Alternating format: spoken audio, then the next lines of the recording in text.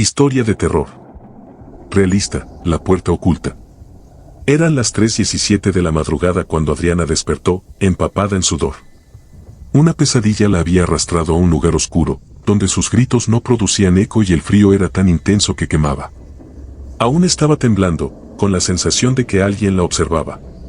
Se levantó, tambaleante, y notó algo inusual. Su habitación, en penumbras, parecía más estrecha de lo normal, como si las paredes se acercaran lentamente.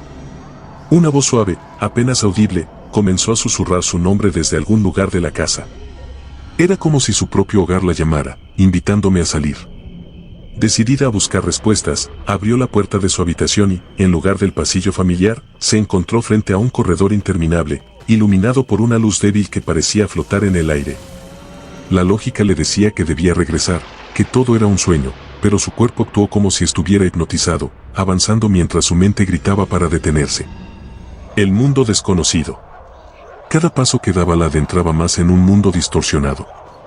Las paredes parecían latir, pulsando al ritmo de un corazón invisible, y el suelo bajo sus pies cambiaba de textura, a veces parecía hielo, otras, una especie de carne fría y húmeda. Caminó, cada vez más rápido, hasta que una presencia la detuvo. Al girarse, vio una figura alta y sin rostro, envuelta en una sombra densa y pegajosa que parecía absorber la luz. La figura no se movía, pero su mera existencia transmitía un poder descomunal y la certeza de que no era humano. Cuando intentó gritar, la sombra avanzó hacia ella y extendió una mano, hundiéndose en su pecho. En ese momento, sintió como si su alma estuviera siendo succionada. El laboratorio. La siguiente vez que abrió los ojos, estaba tumbada en una camilla metálica en un laboratorio oscuro y decadente, rodeada de mesas llenas de instrumentos extraños. A su alrededor, varias personas yacían inmóviles, sus rostros congelados en expresiones de terror, conectados a cables y tubos que parecían extraer algo más que vida de sus cuerpos.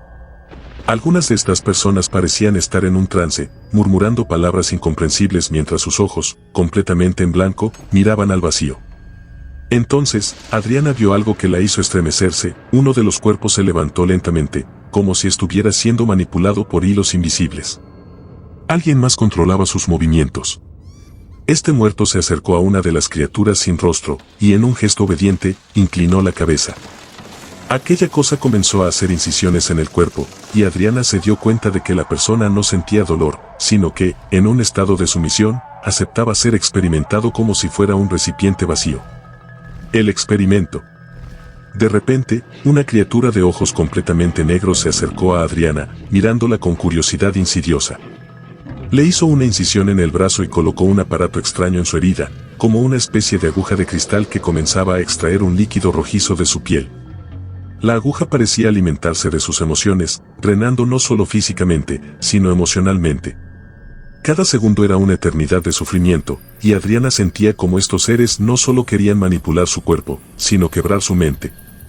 En medio de su desesperación, comenzó a notar que algunos de los muertos que yacían a su lado tenían marcas familiares, cicatrices y rasgos que parecían estar replicados en su propio cuerpo.